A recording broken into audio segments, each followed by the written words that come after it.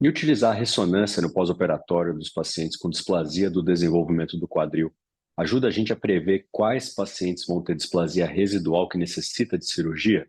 Nosso artigo da semana é sobre esse tema.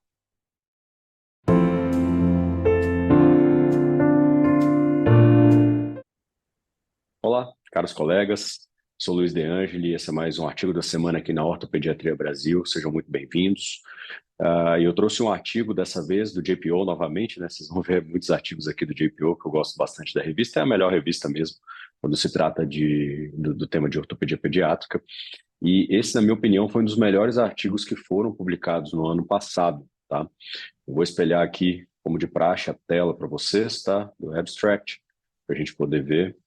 Então, ó, esse artigo foi publicado pelo grupo do CHOP, Children's Hospital Philadelphia, um dos principais centros aí que publicam em relação à displasia do desenvolvimento do quadril e outras doenças do quadril na infância, e liderado pelo Woody Sankar. Tá? Esse é um dos principais cientistas, né, do quadril infantil. Para quem não conhece, vale muito a pena ver todas as pesquisas dele. Tá? Ele foi publicado em 2022 e o que eles avaliaram aqui foram alguns preditores, tá, na ressonância magnética de displasia acetabular residual depois de uma redução aberta ou fechada, tá, em crianças, né, claro, com quadris luxados por DDQ. Né? Então, só para entender aqui como é que foi o estudo, vamos ler aqui o abstract. Tá? Então, eles falam que depois de uma redução aberta ou fechada, é muito comum ter um risco de displasia residual acetabular. E eles como eles fazem ressonância magnética de praxe para controle de redução em todos os pacientes deles, eles pegaram esses dados e retrospectivamente avaliaram 63 quadris em 48 pacientes para ver quais eram os preditores de displasia acetabular residual. A ressonância que eles utilizaram foi uma ressonância que foi feita 3 semanas depois da redução. Tá? Eles utilizam, né, eles contam no artigo que utilizam tomografia ou ressonância no pós-operatório imediato para checar a redução, e que 3 semanas depois eles utilizam novamente uma ressonância para checar a redução novamente. Tá? Então, a ressonância que eles utilizaram foi essa, e aí eles mediram o índice acetabular, o desfecho deles foi índice acetabular com 2 anos de período pós-operatório. Tá? E aí fizeram várias avaliações para ver quais eram os preditores. De resultados, ó, a média de idade dos pacientes que foram operados era de 9 meses, mais ou menos 3,2, tá? E 58,7% das reduções foram abertas. Isso é interessante, né? A gente vê bastante redução aberta nessas séries e tem se recomendado isso, que a gente seja criterioso na hora de fazer uma redução aberta em relação a fazer uma redução fechada. Você vê, mesmo com 9 meses, a maioria dos pacientes, redução aberta, né? 9 meses de média. Um total de 43 quadris, ou seja, 68,3% dessa série, dos quadris dessa série, demonstraram displasia residual no follow-up de 2 anos. Né? O que eles pegaram aqui de dados que foram estatisticamente significantes? Pacientes mais velhos tinham mais displasia, e aí a média de quem tinha displasia era em torno de 10 meses, e a média de quem não tinha displasia no momento da cirurgia era de 8 meses. Tá? Meninas tiveram mais displasia do que meninos no follow-up de 2 anos. E pacientes que tinham quadril levemente subluxado, eles colocam aqui como mild subluxation, né? Então, quadris que não estavam totalmente centrados nessa ressonância de 3 semanas, tinham também mais displasia residual. Além disso, o dado mais interessante que eles trazem é que o índice acetabular cartilaginoso, ou seja, na ressonância eles mediam semelhante ao que a gente mede na radiografia. Na parte óssea, eles mediram um índice acetabular num corte coronal da parte cartilaginosa do acetábulo. Quando esse índice é maior do que 23 graus, o paciente tem uma chance 7,6 vezes maior de ter displasia residual com 2 anos de follow-up. Esse é o principal achado do estudo.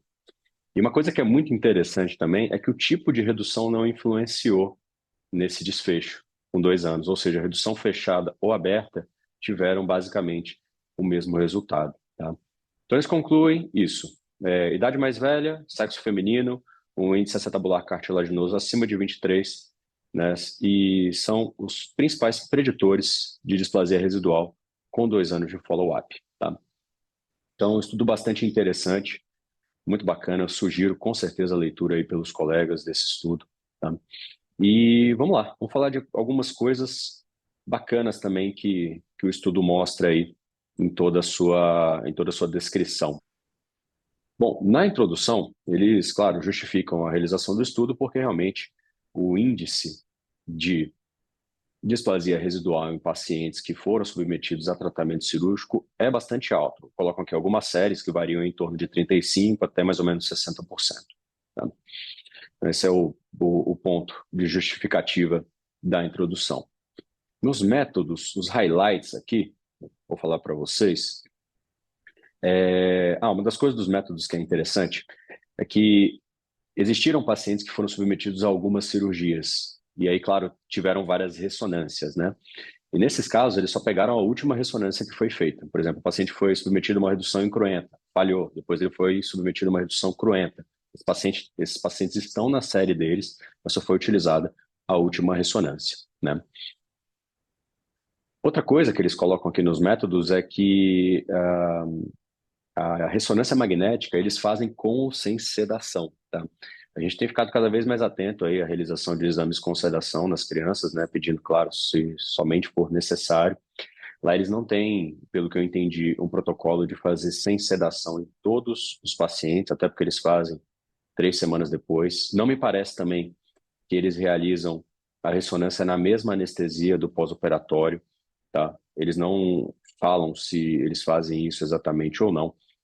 E eles sempre repetem a ressonância 3 semanas depois, ou seja, todos os pacientes deles são submetidos a uma ressonância ou uma tomografia no pós-operatório imediato, que é o que a gente também faz, mas 3 semanas depois eles fazem outra ressonância. Isso é bastante interessante, né?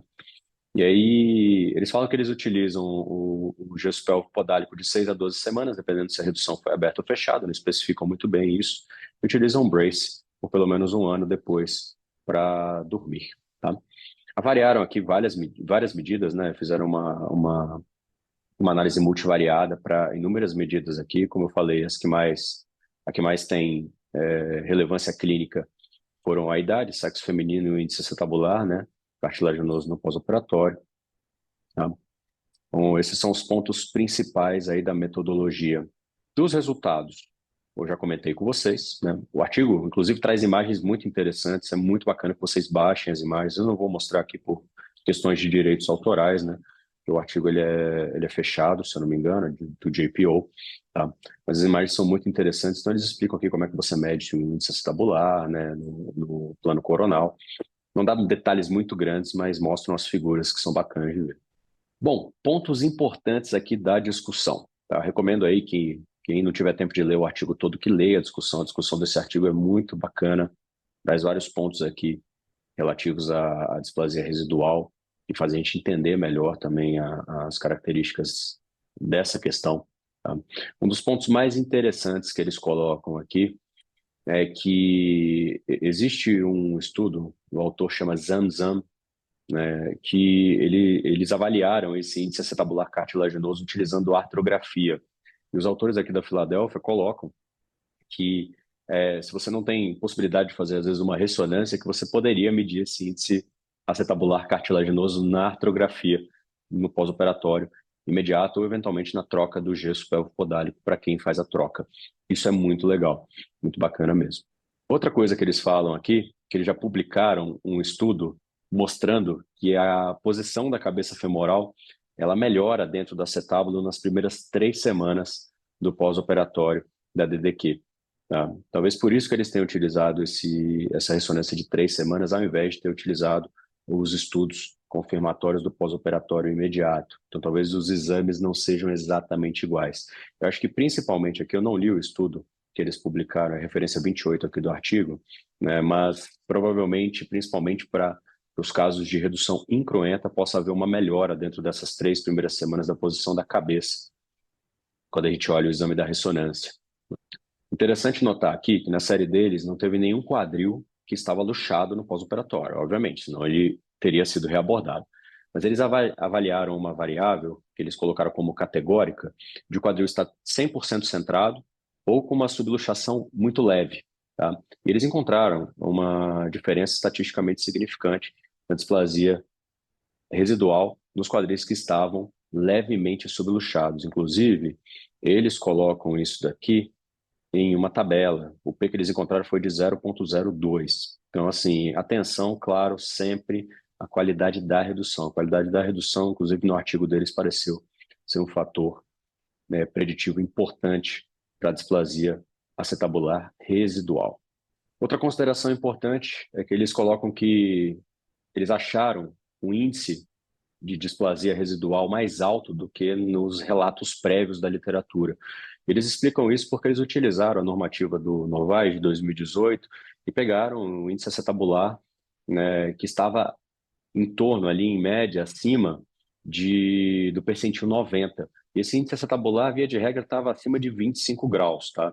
O índice acetabular que foi medido no follow-up de 2 anos. Tá? E as outras séries da literatura mostravam, na verdade, utilizavam parâmetros como necessidade de nova redução, né, necessidade de reabordagem, o que não diz exatamente se aqueles acetábulos estavam displásicos ou não, porque dependia aí, claro, de uma intenção do cirurgião de reabordar o caso.